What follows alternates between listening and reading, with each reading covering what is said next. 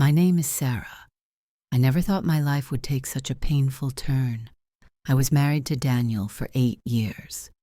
We had built a life together, filled with love, laughter, and dreams. Or so I believed. One evening I came home earlier than usual, excited to surprise Daniel with a home-cooked dinner. I had just gotten a promotion at work and wanted to celebrate with him. As I walked into our home, I noticed something was off. The living room was unusually tidy. The air smelled of unfamiliar perfume, and my heart began to race. I stepped into our bedroom, and my world shattered. There he was, Daniel, with another woman. The sound of my gasp made them turn. His eyes widened, filled with shock and guilt. The woman quickly gathered her things and left without a word, avoiding my gaze. Daniel stood there, speechless, scrambling for words. But there was nothing he could say to undo what I had just witnessed. "How long?" I asked, my voice barely a whisper. He hesitated, then sighed. "A few months. A few months. Months of betrayal. Months of lies. Months of me believing we were happy." Tears streamed down my face as I gripped the door frame for support. "Why, Daniel?" I choked out. "I don't know, Sibaha," he muttered. "I never meant to hurt you." But he did.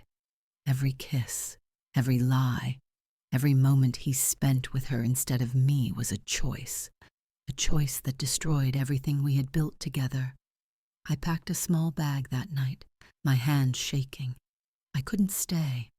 I couldn't sleep in the same bed where he had betrayed me. As I walked past him, he reached out to touch my arm, but I pulled away. "Don't," I whispered. "You already let me go the moment you chose her." I walked out, the cold night air hitting my face. I didn't know where I was going, but I knew I couldn't stay there. My heart ached.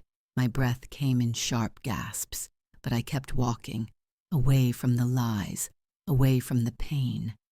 The days that followed were unbearable. The silence of my new apartment was deafening. The loneliness wrapped around me like a heavy blanket. Nights were the worst. I would stare at my phone, my fingers hovering over his name. But I never called. One day, I went to a cafe to clear my mind. As I sat there staring at my untouched coffee, an elderly woman approached me. She had kind eyes, and she smiled softly. "Heartbreak?" she asked gently. I nodded, unable to hold back my tears. She patted my hand. "It will hurt for a while, but one day you'll wake up and realize that you survived. And that will be the day you start living again." Her words stayed with me. I held on to them like a lifeline. Day by day, the pain lessened. It didn't disappear, but it became bearable. I focused on myself, on healing, on rediscovering who I was before the heartbreak. Months passed, and one morning, I woke up and didn't think of Daniel first. That was the day I knew I had survived, and my new life was just beginning. Thank you for listening to my story. If you've ever been through heartbreak, know that you are not alone.